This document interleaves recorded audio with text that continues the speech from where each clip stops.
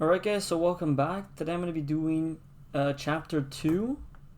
So chapter 2 is from COMM 226. So the 2.1 business processes. So it's the activities or tasks that create a product or service of value to the organization. So let me just I'll highlight the important information. So product or service. Let me get the bigger highlighter there. So a business process has three fundamental elements.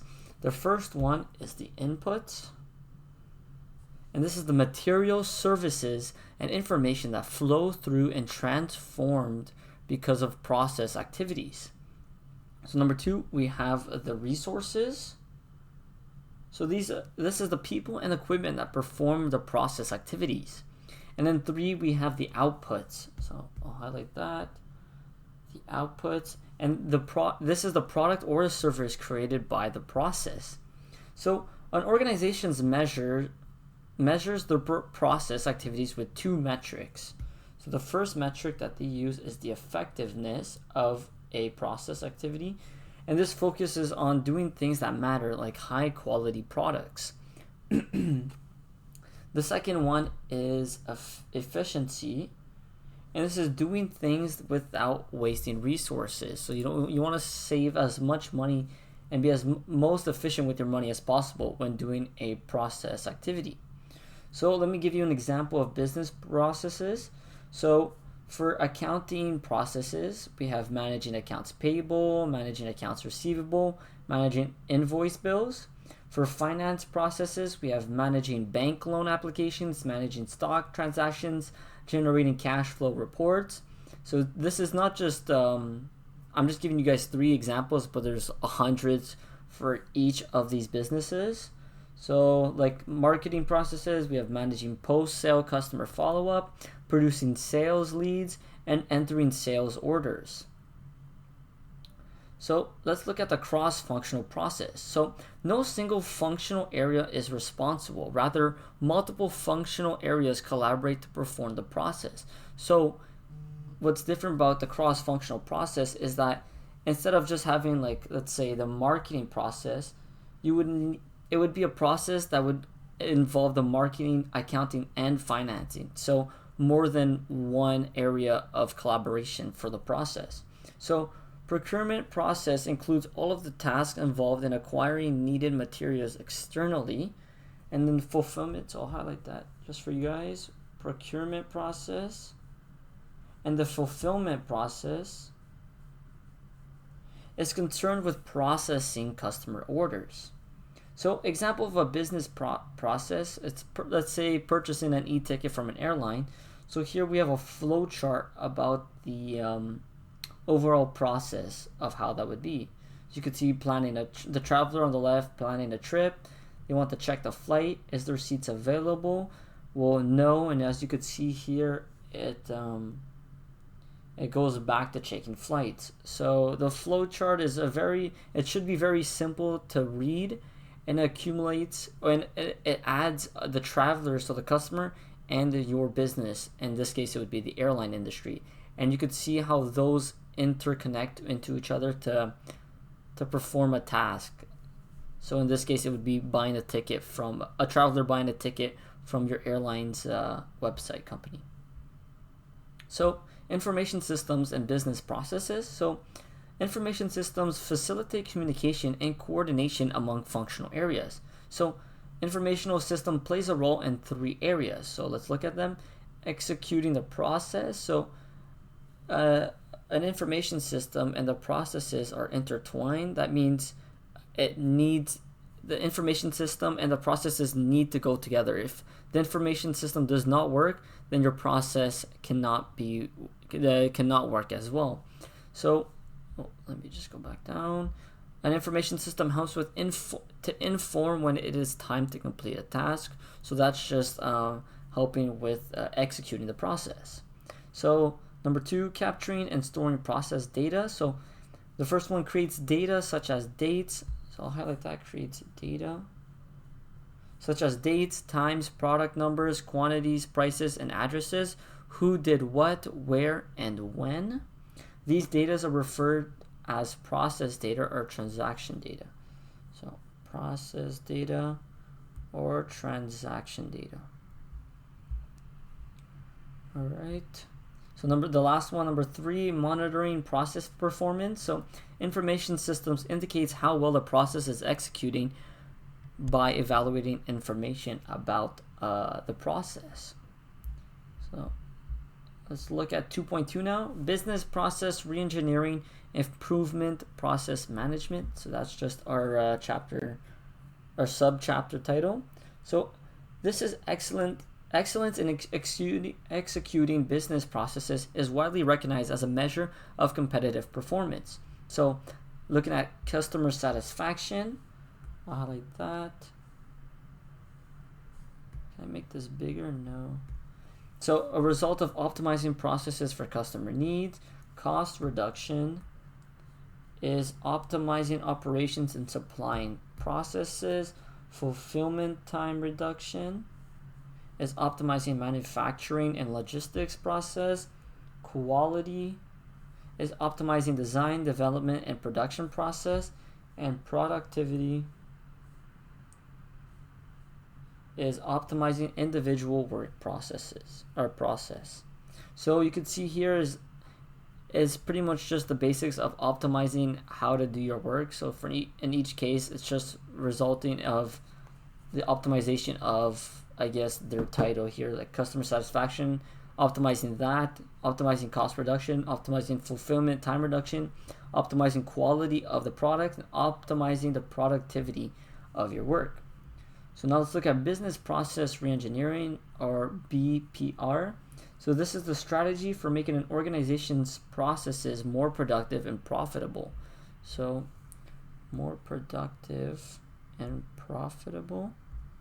BPR, propelled with technologies such as automation, standardization, and error reduction, improved communication among business departments. So I'll highlight that error reduction is an important part.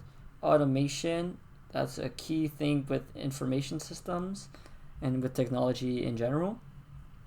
So let's look at business process improvement. So BPI focuses on reducing variation in the process outputs by searching for root causes in the process. So searching for root causes. Let's see that one. And then BPI follows 5 basic phases. So the first phase is define. And this is document process activities, resources, inputs, and outputs, usually in a graphical map or diagram. So I'll write map or diagram.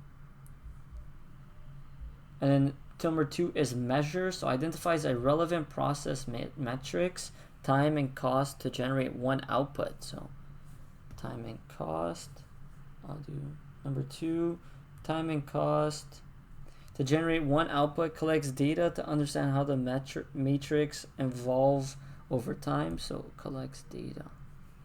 So number 3, analyze. This examines a process map and the collected data to identify problems with the process and their root causes. So examines process map and collected data. That's from 1 and 2. And then identifies problems. So that's what number 3 does. And then the root causes. So identifies the problem and what causes the problem. So number 4 is to improve. So this identifies possible solutions. So solutions for addressing the root causes, selects and implements appropriate solutions. So implements, and then I'll highlight solutions. And number 5 is control. Establish process metrics and monitors the improved process after the solution has been implemented to ensure performance remains stable. So that is self-explanatory, but establishes process matrix and monitors. So monitoring, so making sure everything is stable after the solution has been implemented to ensure performance remains stable. Exactly. So remain stable. So business activity monitoring, BAM, is real-time approach for measuring and managing business processes. Identify the failures or expectations and addresses these failures in real time. So I'll highlight that. Identifies failures. That's what BAM does. So let's look at 2.3, business pressures, organizational responses, and information technology support. So to remain competitive, companies must react rapidly to problems and opportunities that arise from extremely dynamic conditions. So this section, we're going to be talking about major pressures confronting modern organizations and the strategies that organizations employ to respond to these pressures. So let's look at business pressures. So business environment is a combination of social, so let me get my highlighter out. So business pressures is social, legal, economic, physical, and political factors in which businesses conduct their operations. Changes in these factors create business pressures on organizations. So let's look at the market pressure generated by the global economy, intense competition, changing nature of workforce, powerful customers. So we'll do global economy because the market is a global thing. Globalization is the integration and interdependence of economic, social, and cultural things of a company. So today people can compete everywhere and anywhere, anytime with technology and how globalization has become such a big thing now. So let's look at the example here. So examples of globalization. Multinational corporations operate on a global scale. So you could see this with like McDonald's, Burger King, literally any company that you could find in various countries. So automobile manufacturers, this is I guess really important. Well, not really important, but a really big example of globalization. So automobile manufacturers manufacture everywhere in every country. Regional agreements such as Canada, United States, Mexico trade agreement. So that's an example of globalization because of how countries are working together to give resources. So technology pressures. So business pressures consist of those pressures related to technology. So technological innovation. So let's look at that. So new and improved tech creates or supports substitutes for products, alternatives, service options, and superb quality. As a result, state-of-the-art product may be obsolete tomorrow. So an example of technological innovations are new versions of smartphones, electronic versions of books, magazines, newspapers, and computer hardware. How like every graphics card is evolving and getting faster every year. Information overload. So this is how information is available on the internet and how it doubles approximately every year, and much of it is free. So search engines and data mining provide valuable support to managers. So search engines and data mining is valuable to support managers. So let's look at the societal and the political legal pressures. So third category of business pressures include social responsibility, government regulations, spending on social programs, and ethics. So the social responsibility, well, the social issues that affect businesses range from the physical environment, philanthropy, and education. Organizations that spend time and money on these social issues is known as an organizational social responsibility. So government regulations, well, government regulations regarding health, safety, environmental protection, and equal opportunity. Ethical issues, ethics relates to general standards of right and wrong. Information ethics relates to the rights and wrong in information processing practices. So I'll highlight that. Information ethics. So organizational responses. Organizations respond to various pressures by implementing IT and strategic systems, customer focus, order and mass customizations, and e-business. So let's look at 2.4, competitive advantage in strategic information systems. So a competitive strategy is a statement that identifies a business approach to compete, its goals, and the plans and policies that will be required to carry out those goals. A competitive strategy focuses on achieving a desired outcome when competitors want to prevent you from reaching your goal. Plan your own moves and anticipate your competitors' move. So, competitive strategy focuses on achieving, or I'll delete, so competitive strategy is planning your own moves but anticipating your competitors' moves. So we have here Porter's competitive forces model, and Porter's model is the best framework for analyzing competitiveness to develop strategies to increase their competitive edge and also demonstrate how IT can make a company more competitive. So looking at the picture here, we can see how the boxes, let me highlight, the boxes over here are, well, what I'll be explaining soon, but hopefully the diagram can help you visualize what I'll be explaining. So Porter's model identifies 5 major forces that can endanger or enhance a company's position. So number 1, the threat of a new competitor. So threat of new competitors. Threat of a new competitor will enter your market if the market is high when entry is easy. So that just means there would be more competition, or a lot more competition, if the market that you're going into is very easily competitive. Like, there's so many companies that the competition is very tough. So bargaining power of suppliers. Bargaining power of suppliers. Supplier power is high when buyers have few choices. So buyers have few choices from whom to buy, and low when buyers have more choices.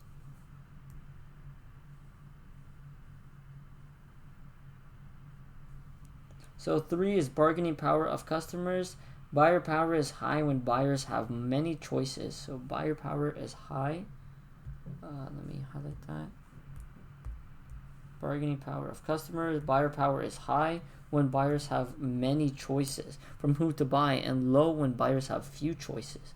So low when buyers have few choices. So number 4, the threat of substitute products or services. If there are many alternatives to an organization's product or services, then the threat of substitutes is high.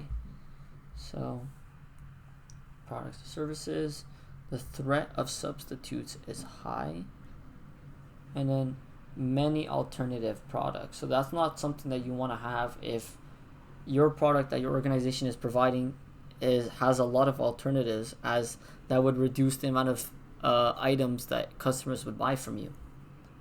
So number 5, rivalry among firms. So threat from rivalry is high when there's intense competition among firms in an industry.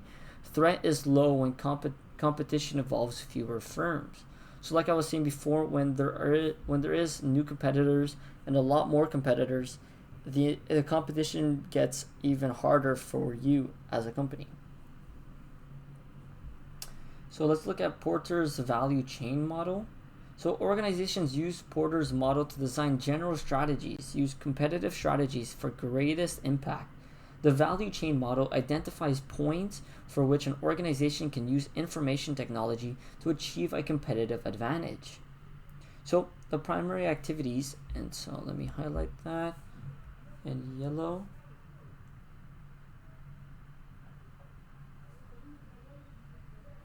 I'll highlight it there, primary activities, and then it's purchasing materials, processing into products, delivering products. So we have 5 activities. We have inbound operations. I'll highlight here, inbound. So over here, just so I'm highlighting in the diagram so you guys can follow along and read operations, outbound, marketing, sales, customer service, marketing, and customer service. So that's where your primary activities are. Your support activities are what's on top. So it consists of the following: firms, infrastructure, resource management, product, and tech development. So it's what I'm highlighting in the diagram right now. That's your support activities, and each support activity can be applied to any or all of the primary activities. So it can be applied to the primary activities. Each support activity can also support one another. So support one another. So strategies for competitive advantage. It is important to note that an organization's choice of strategy involves trade-offs, meaning it can't excel in every category but excel in a few. So here are the most commonly used strategies. So we have cost leadership strategy, where you produce products and services at the lowest cost in the industry. You have 2, differentiation strategy, where you offer different products and services from your competitors. I'll highlight that better. You have 3, innovation strategy, where you introduce new products and services, add new features to existing products and services to develop new ways to produce them. Number 4, you have operational effectiveness strategy. This improves the manner in which a firm executes. So, manner which the firm executes its internal business processes. So that it performs these activities more effectively than its rivals. So number 5 is the customer orientation strategy. And this is I'll put this in green. Customer orientation strategy, and this concentrates on making customers happy. Web-based systems are particularly effective in this area because they can create a personalized one-to-one relationship with customers. So one-to-one relationship with customers. So you can see right here in this diagram that I'm highlighting in blue is what I just talked about, and it's just a summary of what I just said. So let's look at business information technology alignment. So the best way for organizations to maximize the strategic value of IT is to achieve business information technology alignment. There are 6 characteristics of excellent alignment. So number 1 is an organization's view IT as an engine of innovation that transforms the business. So an engine of innovation that transforms the business. 2, we have an organizations view their internal and external customers and their customer service function as important. So I'll do customer service. Organizations rotate business and IT professionals across departments and job functions. So rotate IT professionals. Organizations provide overarching goals that are completely clear to each IT. So overarching goals. Organizations ensure that IT employees understand how the company makes or loses money. So understand how the company makes or loses money. And then number 6 is the organizations create a vibrant and inclusive company culture. So company culture. Alright, so here are the major reasons why organizations fail to implement these policies. Well, first, business managers and IT managers have different objectives. Number 2, the business and IT departments are ignorant of the other group's expertise. Number 3, there is a lack of communication. So let's look at the Chapter 2 summary. So number 1, discuss the ways in which information systems enable cross-functional business processes and business processes for a single functional area. So a business process, I'll put this in orange. A business process is an ongoing collection of related activities that produce a product or service of value. So produce a product or service of value to the organization, its business partners, and its customers. Example of business processes is in the functional areas are managing accounts payable. So I won't highlight this, but I've said it above before. Managing accounts payable, managing accounts receivable, managing after-sale customer follow-up, managing bills of materials, managing manufacturing change orders, applying disability policies, hiring employees, training computer users and staff, and applying internet use policy. So the procurement of fulfillment processes are examples of cross-functional business processes. So I'll highlight that. So differentiate, number 2, differentiate between business process reengineering, business process improvement, and business process management. So business process reengineering is the BPR, is a radical redesign of business processes that is intended to improve the efficiency and effectiveness. The key to BPR is for enterprises to examine their business process from a clean sheet perspective and then determine how they can best reconstruct those processes to improve their business. Because BPR proved difficult to implement, organizations have turned to business process management. Business process management, BPM, is a management technique that includes methods and tools to support the design, analysis, implementation, management, and optimization of business processes. So number 3, identify effective IT responses to different kinds of business pressures.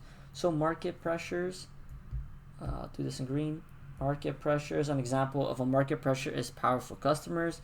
Technology pressures, an example of technology pressures is information overload, search engines, and business intelligence applications. Societal, political, and legal pressures, it's a social responsibility such as the state of the physical environment. Number 4 is describe the strategies that organizations typically adopt to counter Porter's 5 competitive forces.